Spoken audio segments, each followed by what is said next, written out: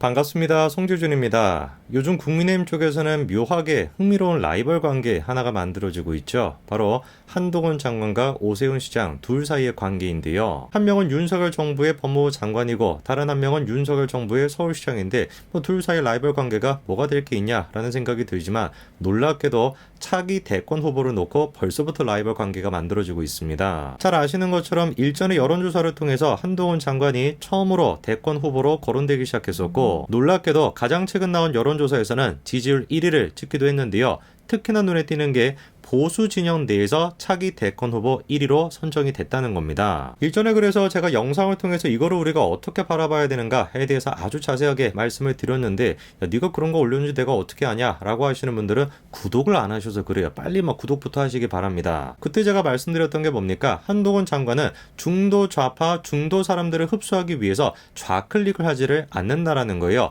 상식이라고 하는 테마 속에서 모두를 아우를 수 있는 그런 정책을 만들고 그런 정책을 현실화시키고 있다라는 거, 그게 한동훈 장관의 장점이라고 말씀을 드렸죠. 그리고 이런 면을 생각해 봤을 때 오세훈 시장이 보수층에서 지지를 얻는 방법은 간단하겠죠. 더 보수적인 모습, 다만 상식적인 보수의 모습을 더 강하게 보여주면 당연히 지지율이 회복되지 않겠습니까? 그리고 제가 봤을 때 그 첫 단계가 뭐냐? 바로 털보를 정리하는 일이라는 겁니다. 사실 예전부터 보수층에서는 오세훈 시장이 좀 약한 거 아니냐 이런 평가가 있기도 있었는데요. 그 평가가 나왔던 게 다른 사람이 아니라 털보 때문에 그렇습니다. 아니 서울시장이 됐는데 왜 털보를 정리하지 못하냐. 재선까지 했고 그리고 서울시 의회 같은 경우는 완전히 국민의힘 쪽에서 장악을 했는데 왜 도대체 털보 하나 정리를 못하냐. 똑같은 평가가 나오고 있는 겁니다. 그리고 그렇게 오세훈 시장 측에서 조금 약한 모습을 보이다 보니까 상대적으로 당연히 한동훈 장관이 더 돋보일 수밖에 없고 그게 현재 지지율로 이어지고 있는 상황이죠. 그리고 드디어 서울시 의회에서 움직이기 시작했습니다. 이번에 TBS 설립 운영 폐지와 관련된 조례안을 제출한 것인데요. 그러면 국민의힘이 추진하는 것처럼 실제로 폐지 조례안이 통과가 된다면 어떤 일이 벌어질까요? 우선 일단 서울시 내에서 TBS와 관련된 조례 자체가 사라지는 거다 보니까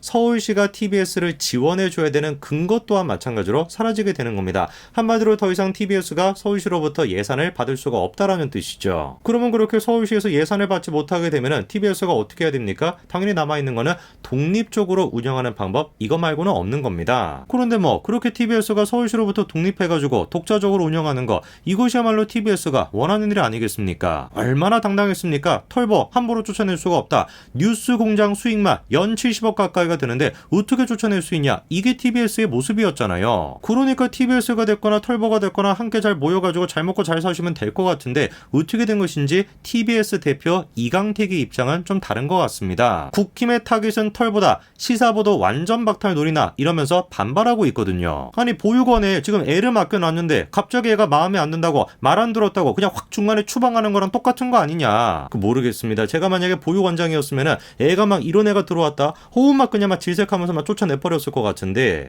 그렇지 않겠습니까? 허구한 날 사고를 치고 허구한 날 잘못을 하는데 당연히 쫓아내야지. 그럼 어떻게 하겠어요? 제가 지금 털보의 생김새를 가지고 뭐라고 말씀드리는 게 아닙니다. 지저분하게 생겨가지고 행동조차 똑바로 하니까 더 마음에 안 들어 죽겠다 그냥 이런 제가 말씀을 드리는 것이 아니에요. 너무 자세하게 얘기하니까 진심이 나오는 것 같은데 그 오해십니다. 최근 몇 번의 선거 동안 털보 방송이 무려 30여 차례가 넘는 행정 지도를 받았습니다. 그런데도 정신을 못 차리고 아직까지도 이런 식으로 사고를 치고 있지 않습니까? 결국에 그래서 TBS뿐만 아니라 이강택이 또한 마찬가지로 경고를 받았습니다. 무슨 놈의 방송사 대표라고 하는 사람이 저렇게나 지적을 많이 받는데 아무런 조치를 취하지 않냐? 이강택이 또한 마찬가지로 경고를 받았습니다. 아니 근데 생각을 해보십시오. 이강택이가 됐거나 털보가 됐거나 딱 그냥 보면은 딱인 거 아니겠어요? 그냥 생김새만 봐도 자꾸만 얘기하다 보니까 생김새 얘기가 나오는데 그러니까 좀 지저분하게 다니시지 말고 좀 깔끔하게 하고 다니시던가. 이강택이 얘기하는 거 보십시오. 털보 방송이 편파적이지 않냐라는 지적에 대해서 그렇게 볼 수 있는 부분도 전혀 없진 않다고 본다. 말을 또 희한하게 복잡하게 합니다. 그러면서 신박한 얘기를 꺼냅니다. 다만 지금까지 우리 학계에서도 그렇고 우리 사회에서도 뉴스 공장에 대해 제대로 된 평가가 한 번도 내려져 본 적이 없다. 저런 사람이 지금 공영방송의 대표직을 맡고 있으니까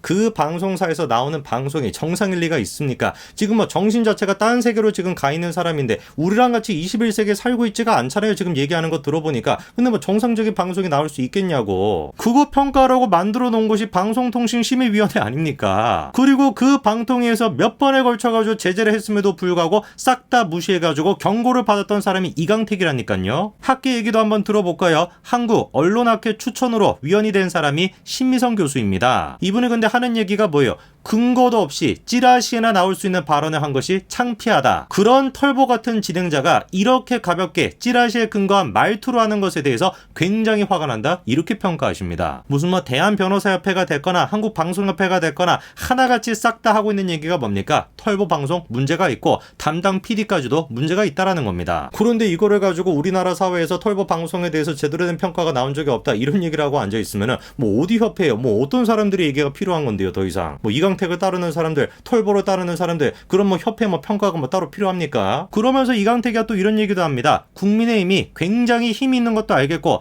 뭔가를 해보려는 것도 알겠는데 너무 과잉인 거 아니냐? 전입가경이다. 이거 이러다가 어디까지 가는 거야 도대체? 근거가 있어야 될 거 아니냐? 이런 얘기를 합니다. 이제 아시겠죠? 왜 그렇게 보수우파 국민들이 됐거나 중도층이 됐거나 중도좌파가 됐거나 하나같이 오세훈 시장을 두고서 야 이거 뭔가 좀 결단력이 없는 거 아니냐? 이런 부정적인 평가를 내리는 이유가 뭔지 정확하게 아시겠죠? 진보 좌파의 문제가 아니라 완전히 상식을 벗어난 저런 사람들을 아직까지도 오세훈 시장이 제대로 처리를 못하고 있다 보니까 사람들이 점차 의심하기 시작을 하는 겁니다. 애당초 이강택이가 TBS 대표로 들어가 있다라는 거 그거 자체가 웃긴 일이에요. 이분이 과거에 KBS PD 출신이었습니다. 희한하게 그때도 공영방송 PD였는데 그렇게 공영방송 PD로 만들었던 다큐멘터리가 뭡니까?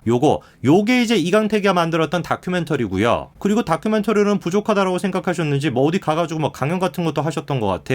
그리고 이강택이 최대 걸작이 바로 이겁니다. 무려 KBS가 내놓았던 작품인데 신자유주의를 넘어선 차베스의 도전 막 이래가지고 차베스가 오른손을 팍 들고 있지 않습니까?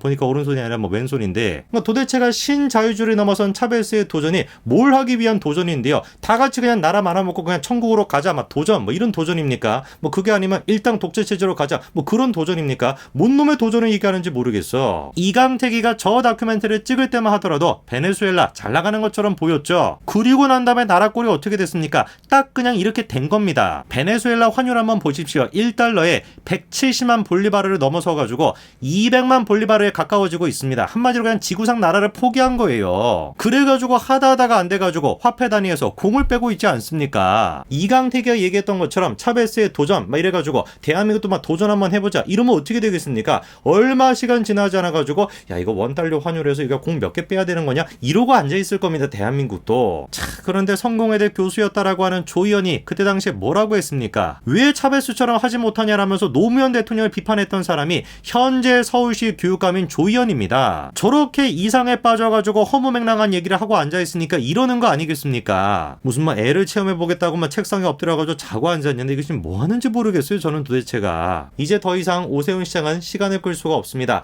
선의의 경쟁 관계라고 할 수 있는 한동훈이 등장을 했기 때문에 더 상식적이고 더 보수우파다운 모습을 오세훈 시장이 보여줘야 될 겁니다. 여기까지 말씀드리겠습니다. 감사합니다.